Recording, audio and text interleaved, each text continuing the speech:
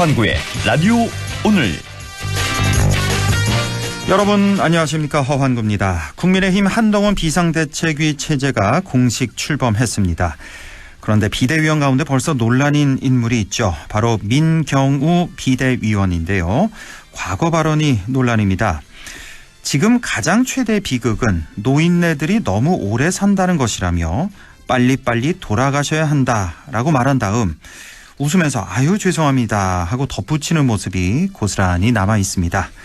오늘 김호일 대한노인회장도 성명서를 내고 민경우 소장을 즉각 사퇴시키고 한동훈 비대위원장은 사과하라고 촉구했습니다.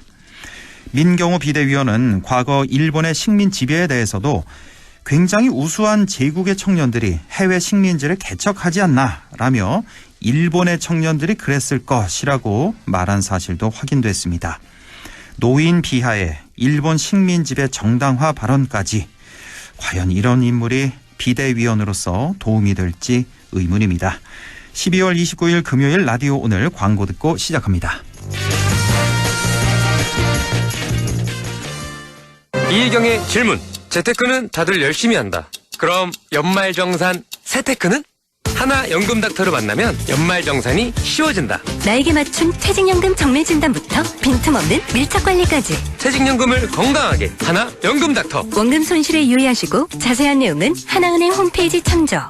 당신에게 유니세프 후원이란? 나를 가치 있게 만들어줘요. 전세계 어린이의 미래를 위한 적금? 혼자 하다가 이젠 애들도 함께하는 것. 당신과 함께 만드는 행복한 어린이 세상. 유니세프가 함께하겠습니다. 유니세프. 우리 회사 특별 안전보건교육 어디서 들어야 할까? 모두가 이기는 올윈 에듀. 산업안전보건교육 우수기관 올인에듀. 기업 맞춤형 직무교육 제작과 법정 의무교육까지 올인에듀. 모두가 이기는 올윈 에듀. 쌍용자동차에서 새롭게 탄생한 KGM. 새 출발 기념 해피버스 KGM 페스티벌. 12월 특별 차량 한정 최대 300만 원 상당의 혜택. 거기에 무이자 12개월 또는 72개월 할부까지. 12월 차량 출고 시 KGM 탄생 기념 케이크도 드려요. 토레스 렉스턴 최고의 구입 기회. 지금 KGM 전시장에서.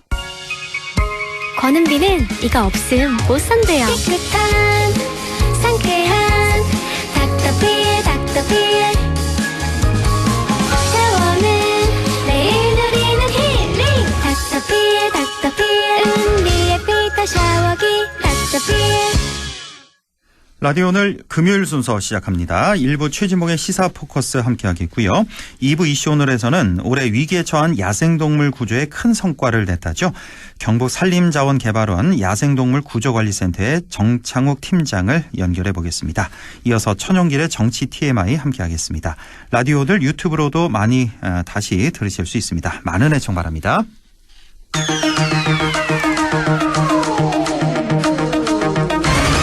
최진봉의 시사포커스 시작합니다. 오늘도 성공회대 최진봉 교수와 함께합니다. 교수님 안녕하십니까? 네, 안녕하십니까? 예, 뉴스가 너무 많네요. 예, 하나하나 풀어가도록 하겠습니다. 자, 먼저 국방부가 이달 말에 배포 예정이었던 장병 정신전력 기본교재라는 게 있는데 여기에 이제 독도를 영토 분쟁지로 표현해서 지금 논란이 되고 있단 말이에요. 예. 그래서 그렇습니다. 뭐 군사 충돌도 우려된다 등등의 표현을 했는데 예. 독도가 영토 분쟁지로 보는 거 이거는 일본의 시각 아닌가요? 우리는 그렇죠. 이런 적이 단 한 번도 없었죠, 역사상. 당연하죠. 왜냐면 일본은 자꾸 분쟁 지역으로 만들고 싶은 거예요. 그러니까요. 그래야 자기들이 영유권을 주장할 수 있거든요. 우리나라가 지금 독도를 실효적으로 지배하고 있잖아요. 예. 우리나라 경찰들이 거기 주둔하고 있고 주민이 살고 있고 오랫동안 우리나라가 실효적으로 점령을 하고 있는 곳이에요. 네. 그럼 그건 영토 분쟁 지역이 아니죠. 우리 땅이에요, 그냥. 예. 분쟁이 일어나려고 자꾸 문제를 제기하고 그렇게 만들려고 하는 쪽은 일본이고요. 그렇습니다. 근데 우리나라 국군들을 교육하는 장병 교육 자료에 분쟁 지역으로 얘기했다? 이건 말이 안 되는 거죠. 그건 일본의 논리를 그대로 반영한 거예요. 이렇게 되면 일본 입장에서는 독도는 자기네 땅이라고 계속 우길 수 있는 빌미를 주는 거거든요. 그렇습니다. 예. 그래서 저는 이런 행동은 저는 국방부 장관이 책임지고 사퇴해야 된다고 생각해요. 이 정도 일이면. 예. 아니 이게 그리고 또 뉴스가 하나가 더 나왔는데 예. 이거를 NSC에서 회의를 했는데 뭐 거기 통일부, 외교부, 국방부 관련 사람들, 그러니까 정부의 관련 기관들, 대통령실에 근무하는 분들을 포함해서 예. 회의를 했는데 이게 너무 잘 됐으니까 교재가 잘 만들어졌으니 이걸 장병 교육뿐만 아니라 일반인들 교육에도 쓰자 이런 얘기까지 나왔다는 보도가 NSC 나왔어요. 회의까지 다 이게 통과한 내용이에요. 그렇죠. 그럼 이 내용도 알겠네요. 독도 영토 분쟁지로 하자. 당연히 알죠. 그 내용이 거기 포함되어 있었으니까. 그래서 문제라는 거예요. 그러면 왜 이게 걸러지지 않고 아니면 걸러지지 않은 것인지 아니면 이렇게 생각하는 것이 현 정부가 윤석열 정부가 물론 대통령이 이제 나중에 나서서 이거 문제가 있으니까 바꾸라고 얘기했다고 하던데 예. 그 전에 그러면 왜 이 문제가 안 됐냐는 거예요. 그러니까 그 대통령 극노했다 대노했다 표현 또 나왔잖아요. 보도가 됐는데 그렇죠. 그럼 대통령이 몰랐다는 얘기인가요? 그러면 이 영토 분쟁지 표현을?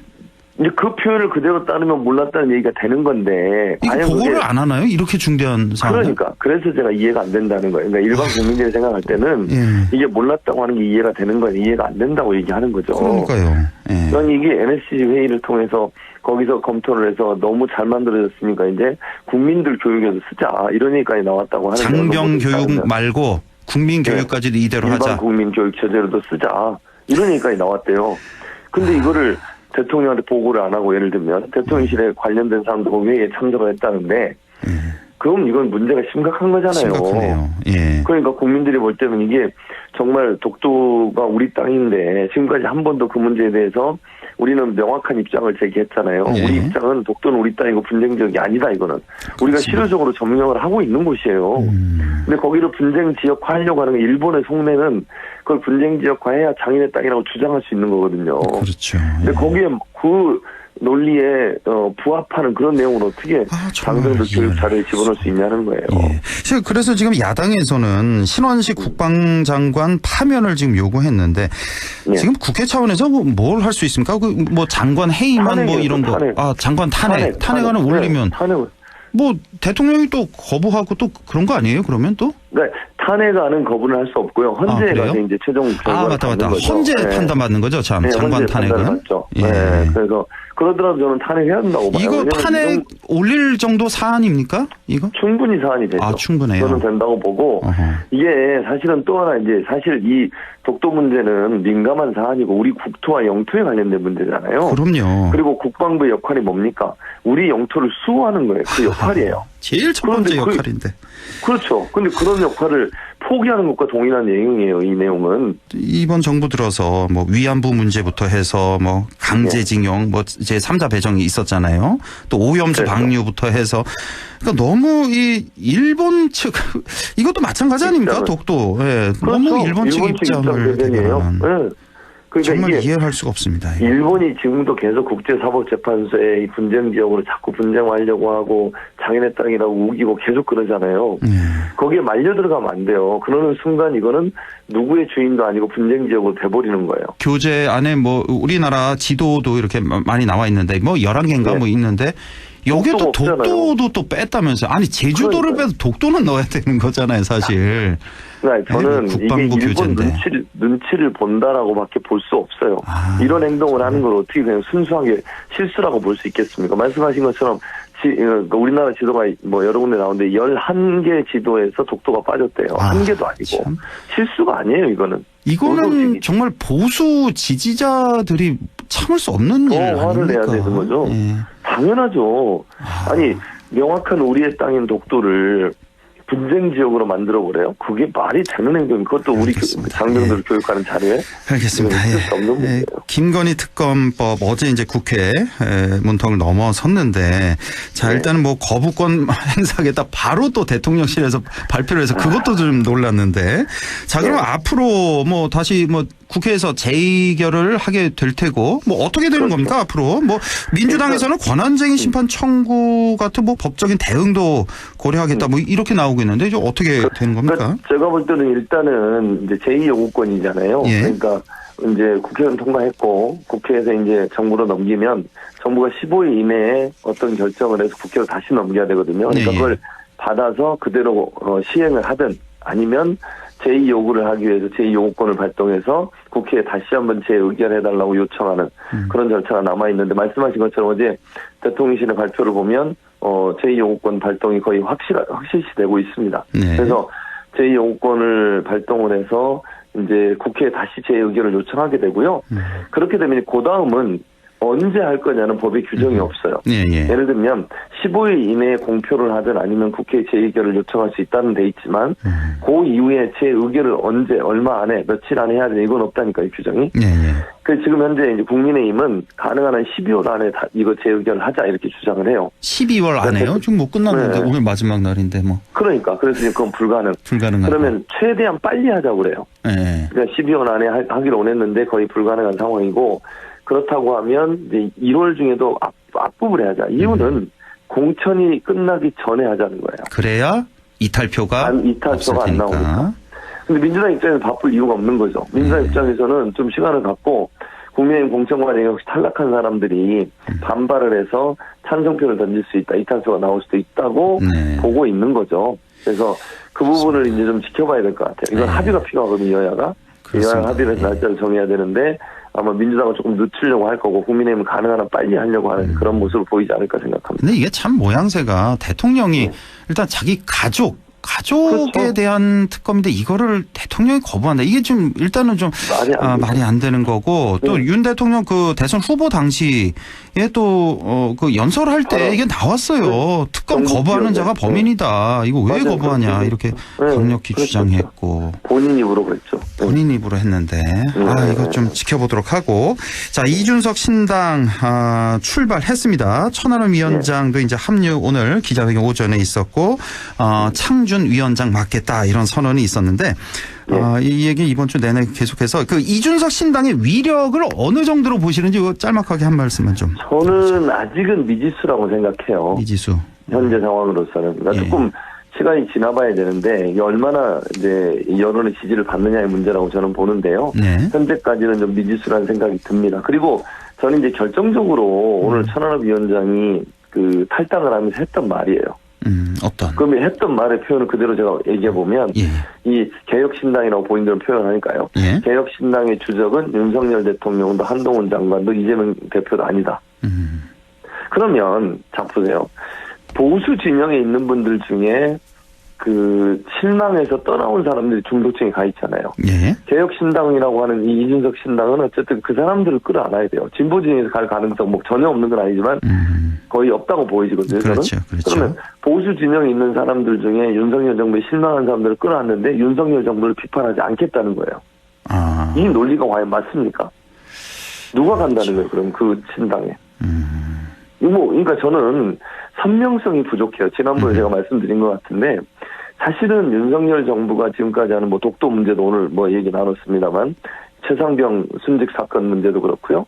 이태원 참사 문제도 그렇고 이태원 특별법도 통과를 못 시켰잖아요. 국민의힘 반대해서. 그러니까 이런 여러 가지 사안들이 국민들의 실망하고 윤석열 정부에게 좀 회초리를 들어서 때려야겠다라는 생각을 갖고 있는데 그 사람들 표를 끌어오려면 윤석열 정부에 대한 실정에 대해서 비판을 해야 돼요. 그걸 안 하고 어떻게 그 사람들을 끌어다닐 수 있죠? 천하람 위원장이 본인들의 뭐 주적이라는 표현을 썼지만 어쨌든 주적은 윤석열 대통령도 한동훈 장관도 이재명 대표가 아니다. 그럼 뭘 하겠다는 거죠 대체? 미래를 향해서 가겠다 이거 아니에요? 근데 그건 너무 새로운 정치, 그러니까 새로운 정치라고 하는 게 그냥 안철수 후보도 그렇고 뭐 여러 가지 예전에 그런 얘기했지만 성과가 없잖아요. 그 새로운 정치라고 하는 게 결국은 기득권 정치로 가고 당리당략에 싸우고 이런 모습만 보여줬어요 지금.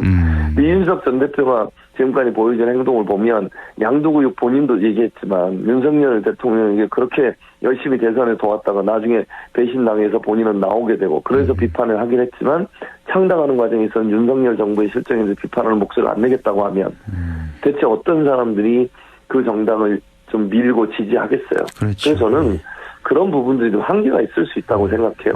좀 선명성이 필요한 상황이다. 근데 제가 보기에는 그 주적은 아니다. 진짜 말 그대로 주적은 아니고 비판은 세게 하지 않겠어요? 저는 그렇게 보는데 이준석 대표의 그 성정상. 그래서 이제 그런 부분들이 얼마나 잘 보여지느냐, 그런 부분들이 얼마나 잘 드러나느냐 하는 부분들이 저는 필요할 거라고. 그리고 또 생각합니다. 나중에 또 다시 손잡을 가능성도 여지도 조금 남겨놓는 그러니까요. 그런 표현일 것 같고. 그래서 저는 사람들이 안 모인다는 거예요. 아, 그래서 안 모인다. 그걸 빨리 탈피해야 된다고 저는 봅니다. 지역구는 아무래도 좀 힘들겠죠. 한석도 힘들겠죠. 어떻게 보세요? 지역구도 힘들 것 같은데 이제 예. 변수는 공천을 탈락한 분들 있잖아요. 아, 국민의힘에서 탈락해서 나와서. 근데 이제 중진들 예, 그런 분들이 만약 합류한다면 합류해서 그런 분들은 가능성이 전혀 없다고 보기 어려워요. 그렇죠. TK에서.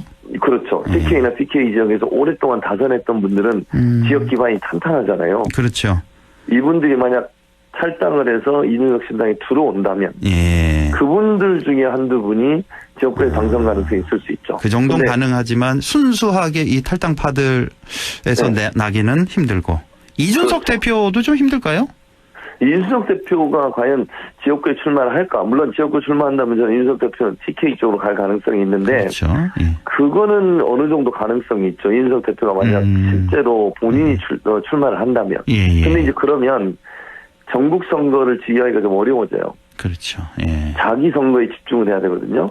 그리고 신당으로 나갔기 때문에 무조건 나가면 당선되는 그런 논리는 아니에요. 열심히 뛰어야 돼요, 진짜로. 알겠습니다. 그런 예. 상황이 되면 전국 선거를 지휘를 못하게 되고 사실은 이준석 신당에 들어온 분들이 인지도 있는 분들보다는 인지도 없는 분이 들어올 가능성이 있잖아요.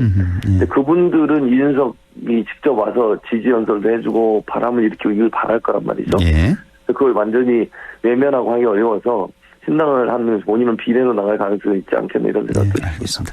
자, 배우 고 이선균 씨 사망 소식도 그냥 한 말씀만 좀 여쭤보겠습니다. 지금 3번의 공개 소환이 있었고 모든 수단의 그 마약 검사를 다 실시했고 그러자 안 나오자 급기야 이제 녹취록까지 공개되는 이제 사생활까지 좀 폭로가 되는 이런 상황에서 이제 극단적인 선택을 한 건데 자, 이 경찰 수사 과정에서 문제점은 없었나? 정부의 그 마약과의 전쟁 그 여파는 아니냐?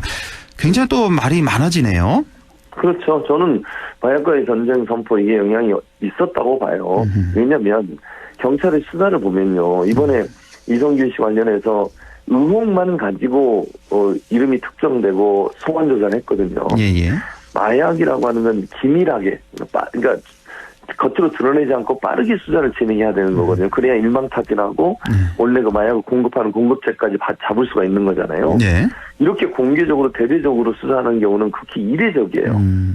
그리고 명확하게 증거가 나오지 않으면 공개하면 안 된다고 저는 보거든요. 예. 지금 이성균 씨 같은 경우에 여러 번 조사를 했는데 다 음성이 나왔어요. 예. 증거가 없어요. 지금 그분이 마약을 했다라고 진술밖에 없는 거잖아요. 예. 근데 그 사람이 만약에 100% 맞는지 안 맞는지도 몰라요. 그렇죠. 그분이 또 이성균 씨 측으로부터 공갈 협박 혐의로 지금 고소를 당했잖아요. 예. 그럼 그분의 말의 신빙성을 100% 믿을 수 있는 거냐? 그것도 저는 의문이라는 생각이 들거든요. 예. 반대로 얘기하면 그냥 의혹을 제기하면 그분이 돈을 만약에 뜯어내기 위해서 공갈 협박을 했다면 그 이후로 마약이 아닌 걸 주고 마약이라고 얘기했을 가능성도 우리가 배제할 수는 없어요. 예. 전혀. 예.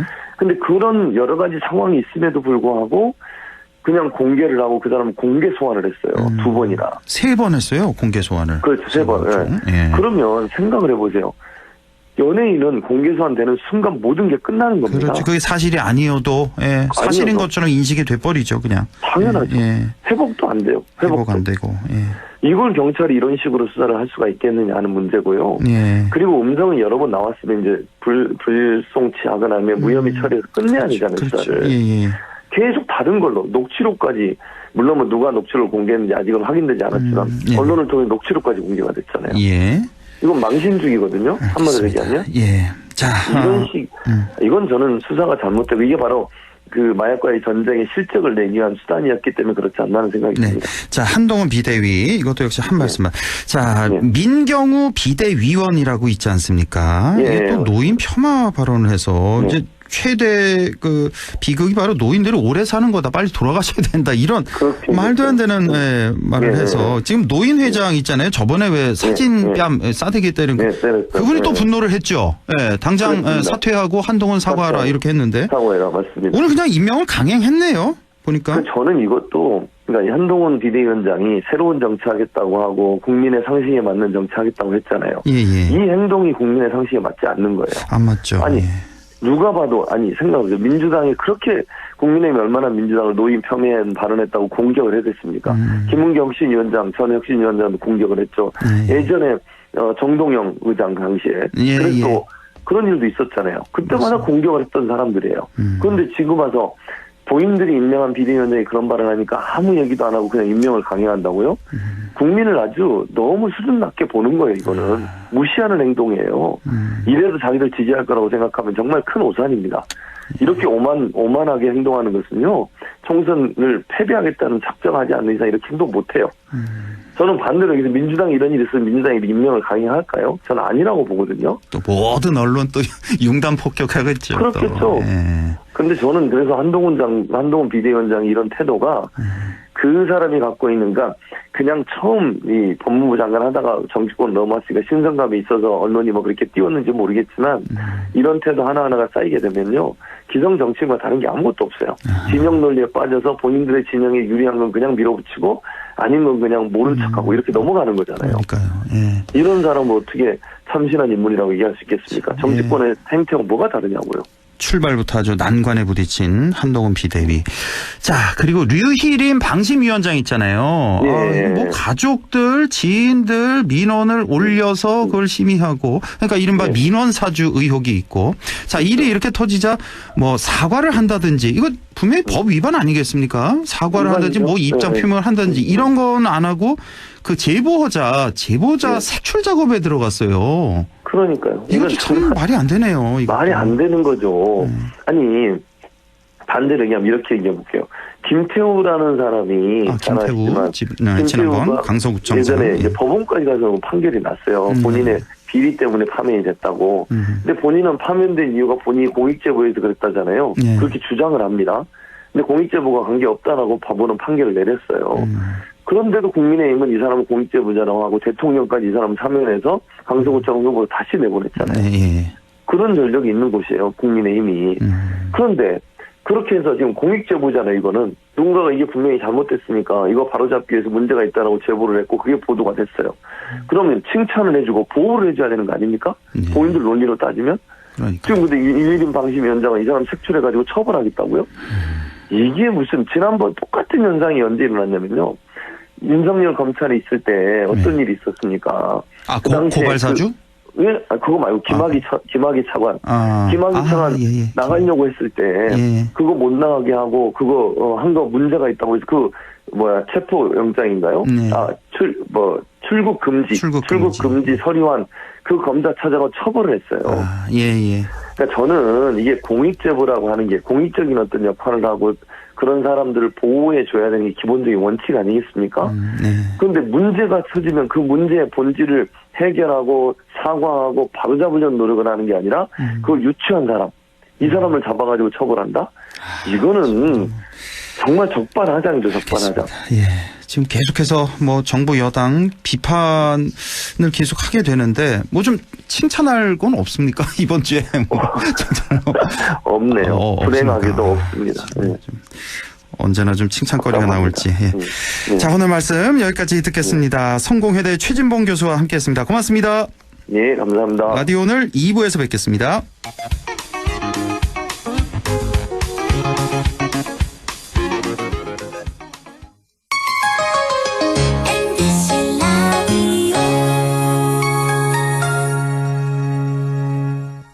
나에게 딱 맞는 대학, 나에게 꼭 맞춘 대학. 나만의 경쟁력을 원한다면 안동과학대학교로 오라.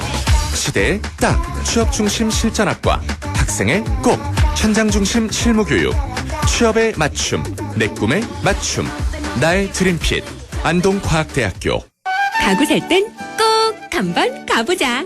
안동 명품 가구 백화점. 흑표 흑침대, 양성국 갤러리, 금성침대, 한국가죽소파, 장수돌침대.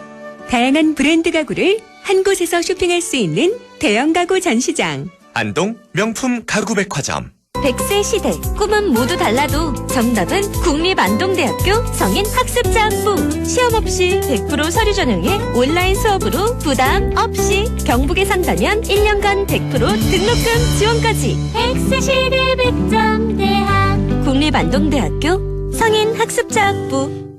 마침내 영주가 꿈꿔온 자이만의 프리미엄 라이프. 차별화된 혁신평면과 여유로운 중대형 아파트. 고품격 커뮤니티에서 누리는 스카이라운지 북카페까지. 영주가 꿈꿔온 자이, 눈부신 당신의 자리. 영주자이 시그니처. 오픈 중 1833-6344 GS건설. 보이스피싱에 눈을 뜨시오. 공약미를 대출해드릴 수 있을 것 같아요. 근데 수수료를 좀. 보이스피싱 전화 올 땐 전화 끊고 확인하기. 심상님의 계좌가 금융범죄에 연루되었습니다. 기관 사칭 사기 전화 112로 신고하기. 택배 주소 오류 사기, 인터넷 주소 클릭한대. 늘 의심하고 꼭 전화 끊고 또 확인하고. 보인다 보여. 수법이 보이는구나. 눈을 뜨면 예방책이 보입니다. 공익광고협의회.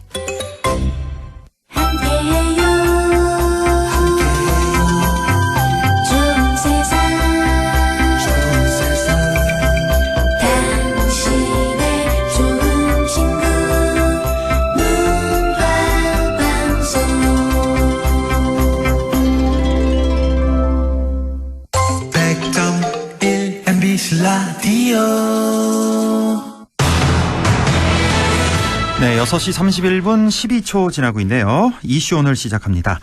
해마다 수많은 야생동물이 부상이나 조난과 같은 위기에 처하게 됩니다. 그 이유가 바로 인간 때문이기도 한데요. 위기에 처한 야생동물을 구조해 도움을 주고 있는 분들이 있죠. 바로 경북산림자원개발원의 야생동물 구조관리센터 정창욱 팀장을 연결해서 자세한 얘기 들어보겠습니다. 정창욱 팀장님 안녕하십니까? 예, 안녕하세요. 예, 수고 많으십니다. 자, 우선 잘 모르시는 분들을 위해서 야생동물 구조관리센터에 대해서 소개를 좀 해주시죠. 예, 야생동물 구조관리센터는 안동시 도산면에 위치한 경북산림자원개발원 내에 있는 야생동물 전담동물병원이며 담당 지역은 경상북도지만은 대구광역시가 야생동물센터가 없는 관계로 인해서 대구 지역에서 구조한 야생동물도 같이 인계받아서 치료하고 있습니다. 예, 야생동물 전담동물병원이다. 대구, 경북 모두 아우르는 센터다라는 말씀이시고, 자, 네. 야생동물 구조관리센터에서 하시는 일도 좀 더 자세히 알려주시죠. 네, 다친 야생동물을 구조해서 치료 및 수술, 자연 복귀를 위한 재활 훈련 후 자연으로 돌아갈 수 있겠다고 판단이 되면 숲이나 호수 등 원래 서식지로 방생을 하고 있습니다. 예. 체계적으로 말씀드리자면 구조, 치료, 재활훈련, 회복 후 자연 방생의 순서로 다친 야생동물을 돌보고 있으며 예. 만일 완전히 회복이 어렵다고 판단될 경우에는 영구장애 동물로 등록해서 계속 보호하고 있는 경우도 있습니다. 예. 그 외 방문객에 대한 야생동물 생태 안내와 교육도 같이 병행하고 있습니다. 그렇군요. 구조, 치료, 재활, 방생 이렇게 또 여의치 않으면 계속해서 보호까지 하는 그런 기관이다. 자, 2006년에 개원을 하셨네요. 근데 올해 가장 많은 야생동물을 구조했다는 그런 소식이 있는데요. 구조 성과가 뭐 구체적으로 어떻게 됩니까? 네, 야생동물센터는 개원 이후에 올해 17년차 운영을 하고 있는데 네. 구조 건수가 꾸준히 증가하여서 저희가 개원 10년 차인 2016년도는 구조 건수가 322건, 네. 올해 2023년도는 529건으로 가장 많은 야생동물이 구조되었습니다. 그렇군요. 올해 가장 많은 529건. 이거 직원을 좀 더 늘리셔야 되는 거 아니에요? 이렇게 되면? 좀 손이 좀 모자르지 않으세요? 예. 예. 자, 구조한 야생동물 주로 어떤 종류가 많았고 또 어떤 이유 때문에 이렇게 위기에 처하게 된 동물들일까요? 예. 올해는 주로 수리부엉이, 황조롱이 등 조류가 66%, 그리고 고라니, 너구리, 수달 등 포유류가 31%, 뱀 등 파충류가 3%의 비율로 구조되었는데 새끼의 경우에는 어미가 어떤 이유로 죽게 되어서 어미를 잃게 되어 사람에게 구조되는 경우와 또 먹이를 구하지 못해서 탈진하는 경우가 가장 많습니다. 또 자동차에 부딪히는 교통사고나 건물 유리창의 충돌로 인한 외상도 상당한 비율을 차지합니다. 조류가 가장 많군요. 한 3분의 2 정도가 조류고 3분의 1 정도 포유류 이렇게 구조를 한다는 말씀이시고 예. 야생동물이 구조되면 이후에는 치료와 재활을 거쳐서 이제 자연으로 방생한다고 하셨는데 올해 구조된 야생동물들 역시 뭐 지금 치료와 재활 중인 동물들 많이 있겠네요. 네, 그렇습니다. 예. 올해 구조 529건수 중 140마리, 약 3분의 1 정도가 치료와 재활 과정을 거친 후에 자연으로 방생되었고 예. 매 종류와 말똥가리 등 23마리는 현재 저희 센터에서 치료 중에 있으며 나머지 365마리는 치료 중 폐사되거나 센터로 이송 도중에 폐사하였습니다. 아하. 안타깝지만은 대부분의 야생동물은 거의 숨이 넘어가는 그 죽기 직전에 그렇죠. 구조되어서 생존 확률이 떨어지는 편입니다. 아, 좀 안타깝지만 폐사 확률이 높다라는 말씀이시고 자 야생동물 구조하는 과정에 또 위험에 처할 수도 있을 것 같은데요. 실제 그런 경우가 좀 있었을까요? 예, 많은 경우가 있었는데요. 올해 예. 가장 기억이 나는 구조 사례는 6월 12일 날 안동시 옥동 사거리 인근에 흰밤 금등어리 어미 한 마리와 어미를 따라가는 새끼 10마리가 한 번에 구조된 사례가 있었는데 아니, 안동 옥동 사거리요? 옥동 네. 사거리에서 오리 모두 11마리가 구조가 됐다고요? 네. 여기 차도 많고 그런데 오리가 어떻게 거기까지 왔을까요? 예, 아마도 그 어미가 예. 그 새끼를 인도하다가 하다가 새끼가 너무 많으니까 예. 다 이제 보듬어 두지 못해서 아마 새끼가 길을 잃어서 옥동 사거리에서 발견이 됐는 것 같습니다. 그러니까 여기 뭐 구조는 잘 됐나요 당시에? 네, 그 지역이 차량 이동이 아시다시피 굉장히 많은 구역입니다. 예. 그래서 구조가 매우 위험하였습니다. 그래도 당시 현장 구조를 한 안동시 동물보호협회 담당자분들과 특히 우리 안동 시민들이 잘 협조해 주셔서 한 마리도 다치지 않고 구조되었고 다행히 모두 건강한 모습으로 안동호에 방생이 되어서 매우 기쁘고 보람 있었던 기억이 있습니다. 아이고 그렇군요. 네, 일반인들이 위기에 처한 야생동물 발견했을 때 어떻게 하는 게 최선입니까? 예, 우선 다친 야생동물은 개와 고양이와 같은 반려동물과 달리 사람을 굉장히 두려워하기 때문에 사람이 다가가면 놀라서 그 자리에서 도망가려고 합니다. 그렇겠죠. 그렇기 예. 때문에 무조건 가까이 다가가지 마시고 먼저 야생동물 구조 신고를 하셔야 합니다. 예. 구조 신고는 평일에는 저희 야생동물센터 054-840-8250에서 8251번으로 연락해 주시면 되고요. 예. 주말에는 구조지역 주소에 해당되는 시군청 환경과로 연락해 주시면 현장에서 가장 가까운 야생동물보호협회 연락처로 안내해 드리겠습니다. 그렇군요. 야생동물센터나 각 시군청으로 전화 주시면 되는데 이게 뭐 경황이 없다 보면은 뭐 119 뭐 이런 데 신고해도 되나요, 혹시? 연계가 되나요? 예, 119도 되고 현재는 이제 동물 신고는 120으로 통일이 되어 있습니다. 동물 신고는 110이군요. 예, 그쪽에 120으로 연락을 하시면 예. 그 담당자분이 전화를 받아서 연락처를 가르쳐 주실 겁니다. 110 아니면 119 다 네. 된다는 말씀이시고. 예. 자, 야생동물 보호를 위해서 우리가 평소에 지키고 또 주의해야 할 점이 있다면 어떤 게 있을까요?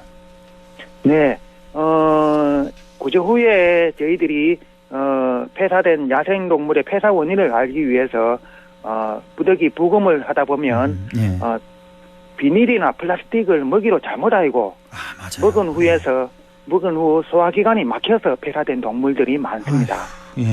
그렇기 때문에 평소 쓰레기를 버리실 때 철저히 플라스틱을 분리수거하셔서 아무 잘못이 없는 소중한 우리의 야생동물이 헛되이 죽지 않도록 협조해 주시면 감사하겠습니다. 비닐, 플라스틱을 먹고 죽는 경우가 많군요. 이거 다 인간 때문이네요, 이런 게 다. 예, 맞습니다. 자, 야생동물 구조관리센터에서는 야생동물 구조 치료 말고도 야생동물 생태 현장 교육도 실시하고 있다고요? 네, 맞습니다. 지난 3년간 코로나 방역으로 인해서 현장 교육을 실시하지 못했는데 다행히 올해는 코로나가 해제가 되어서 4월부터 유치원생과 초등학생을 대상으로 교육을 신청을 받았습니다. 예. 그래서 지금까지 7회에 걸쳐서 180명 정도 현장 교육을 하였습니다. 네. 교육 내용은 자연보호를 주제로 한 미술도구 제작과 동물 박제실에서 야생동물의 생태 교육을 하였으며 또 방생할 수 있는 동물이 있으면 직접 동물을 날려보내도록 하고 있습니다. 아, 예. 그래서 교육을 해보니까 예. 평소에 동물에 직접 대하는 기회가 적은 학생들이 매우 좋아해서 내년에도 계속 교육을 실시할 예정입니다. 알겠습니다. 자, 오늘 야생동물 구조 최다라는 그 소식 갖고 말씀 나눠봤습니다. 경북산림자원개발원 야생동물 구조관리센터의 정창욱 팀장과 함께했습니다. 팀장님 고맙습니다. 예, 감사합니다.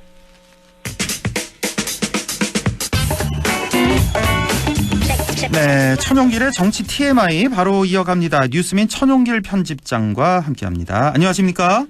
네, 안녕하십니까? 예, 오늘 시간이 좀 많이 지났는데요. 예, 네. 바로 좀 빨리 진행을 하죠. 오늘 정치 TMI 주제는 뭡니까?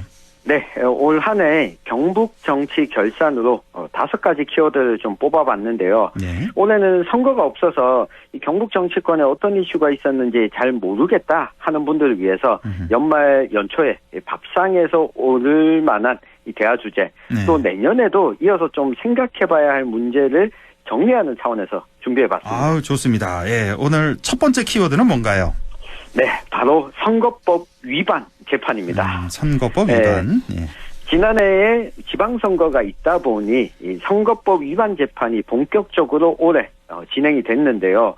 우선 이 자치단체장부터 좀 살펴보면 이 박남서 영주시장 이 공직선거법 위반 혐의로 재판에 넘겨졌는데 지난 9월 21일에 1심 선고가 나왔습니다. 네. 꽤나 중형이 선고가 됐는데요.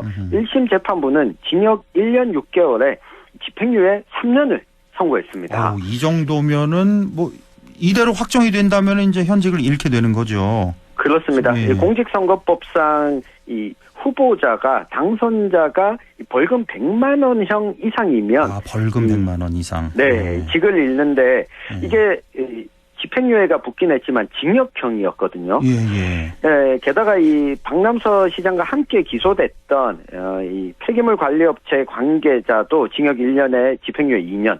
또 선거운동은 역시 이 같은 형을 1심에서 선고가 됐는데 항소심이 지금 진행 중인데 본격적으로 이게 1심 선고가 나오면 항소심은 이 1심보다 더 빠르게 내리도록 판단을 하고 있습니다. 빨리 진행이 되는군요. 그렇습니다. 올 상반기 안에는 또 항소심 결과도 나올 걸로 내년 상반기 안에 나올 걸로 보이고요. 예. 그리고 이게 김주수 의성군수의 경우에는 선거와 직접적인 관련은 없었지만 이 뇌물수수 혐의와 관련해서 항소심 선고가 있었습니다. 네. 1심에서는 무죄가 선고됐는데 항소심에서도 최근에 무죄가 선고됐습니다. 1, 2심 다 무죄예요? 예. 그렇습니다. 예. 이게 그 군청 공무원 A 씨가 이 건설업자로부터 이 공사 수주 등을 대가로 2천만 원을 받아서 이 김주수 의성군수에게 전달했다라고 하는 진술을 했었는데 이게 항소심 재판부도 신빙성이 떨어진다라고 받고 1심 판결을 그대로 인정을 했습니다. 다만 이 재판부가 제3자 뇌물 취득 혐의로 함께 기소가 됐던 전직 이 군청 공무원에게는 징역 8개월과 추징금 2천만 원을 선고하고 법정 구속을 했었거든요. 예. 그리고 뇌물을 공여한 혐의로 재판에 넘겨졌던 건설업자 역시 징역 4개월에 집행유예 2년을 선고받은 건데 간단하게 정리를 하면 뇌물을 준 사람도 있고 뇌물을 받은 사람도 이 유죄가 선고됐는데 이 뇌물을 받은 사람이 김주수 군수에게 건넸다라고 하는 것만 인정이 되지 않은 겁니다.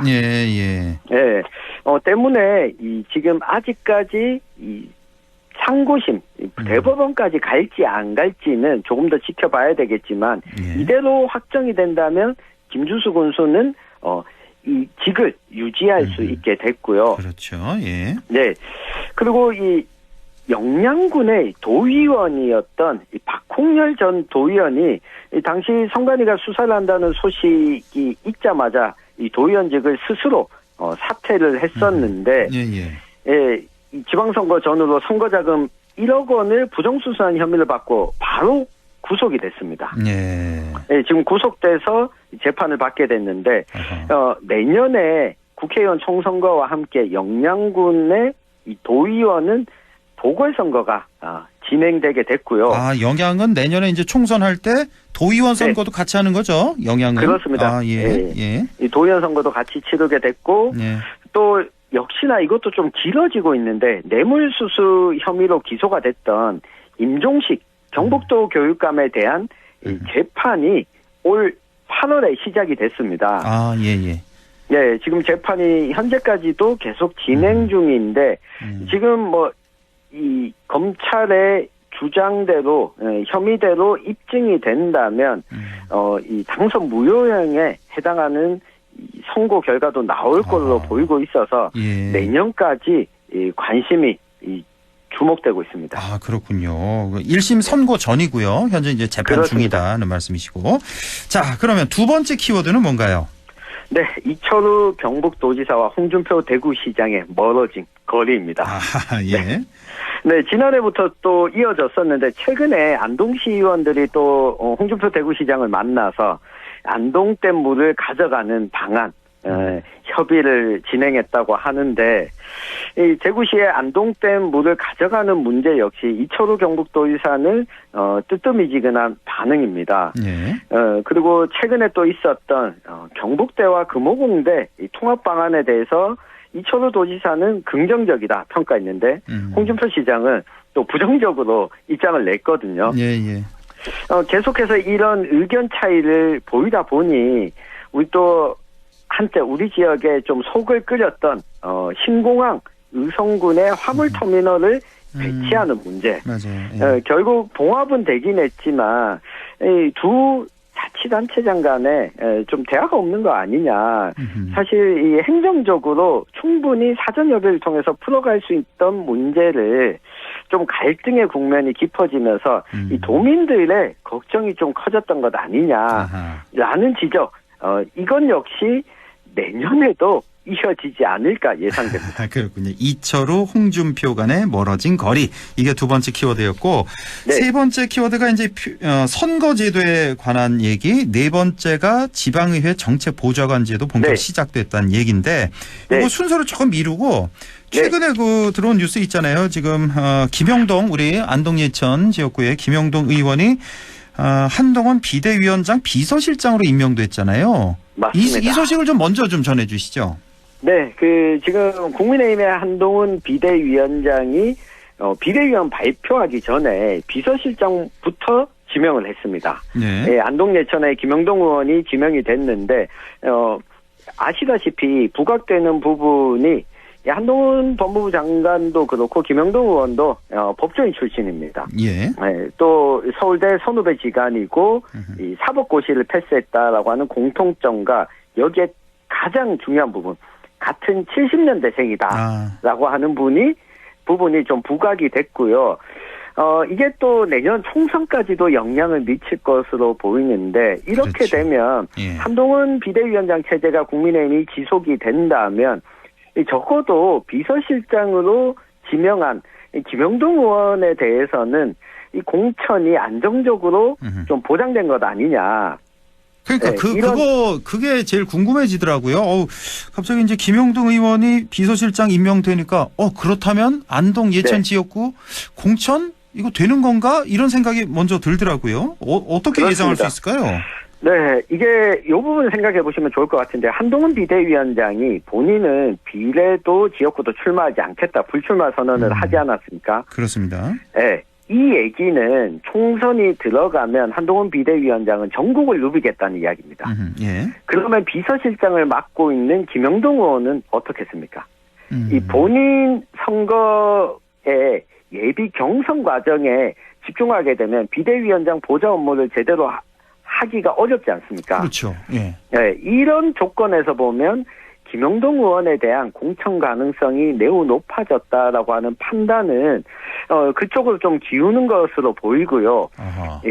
그러다 보니 최근 또 신당 창당을 선언한 이준석 신당 이준석 전 국민의힘 대표와 안동 예천에 지금 출마를 준비하고 있는 정치인 간에 연결되고 있다라고 하는 이야기도 제가 좀 취재를 통해서 확인할 수가 있었는데 네, 구체적인 내용은 조금 더 가시화되면 제가 내년에 좀 제대로 전해드리도록 하겠습니다. 그러니까 공천 가능성이 더 높아진 거 아니냐 이렇게 일단은 예상하시는 거죠? 네. 근데 또 반대로 생각하면 한동 비대위원장도 불출마 선언했는데 같이 한 배에 탄 거의 뭐 한 몸이 된 비서실장 김영동 의원도 같이 뭐 이쪽 불출마하고 다른 직으로 가는 거 아니냐 이런 예상도 좀 가능해 보여서요.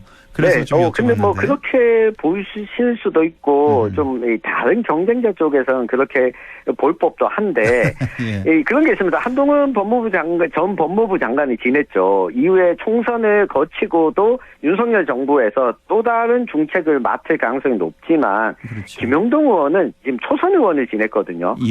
그러니까 다른 행정 경험을 거치진 않았기 때문에 한 번 더 국회에서 역할을 맡길 가능성이 높다고 보는 게 저는 가능성이 좀 더 높아 보입니다. 일단 그 가능성이 누가 봐도 좀 높아 보이긴 한데 이걸 조금 더 지켜봐야 될 것 같네요.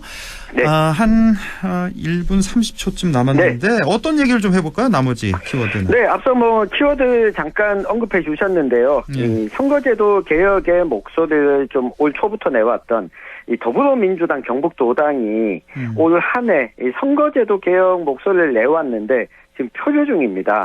맞아요. 그러다 보니 지금 민주당 경북도당에서는 중앙당이 뭔가 목소리를 내기 전까지는 우리도 예비후보 등록을 적극적으로 하지 않겠다라고 하는 입장을 가지고 있거든요.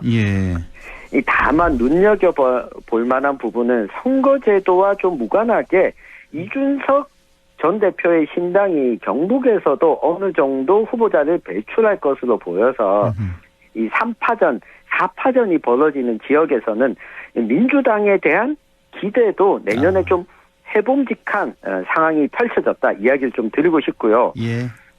네, 우리 또 정치 이야기 1년 동안 전해드렸는데 정치를 비판하고 욕하는 건 좋지만 또 애정하지 않으면 우리 삶이 더 고달파질 수 있습니다. 내년 총선을 앞두고 우리 청취자분들 위해 꼭 필요한 정보를 전해드리도록 할 테니까요. 올 한 해 모두들 행복한 마지막 3일을 보내시길 바라겠습니다. 저희도 사실 뭐 우리 천영길 편집장 통해서 우리 지역의 정치권 소식 아주 알찬 소식 많이 들어서 그동안 감사했습니다. 자, 다음 주 그러니까 내년에 또 뵙겠습니다. 고맙습니다. 고맙습니다. 네, 지금까지 뉴스민 천영길 편집장과 함께했습니다.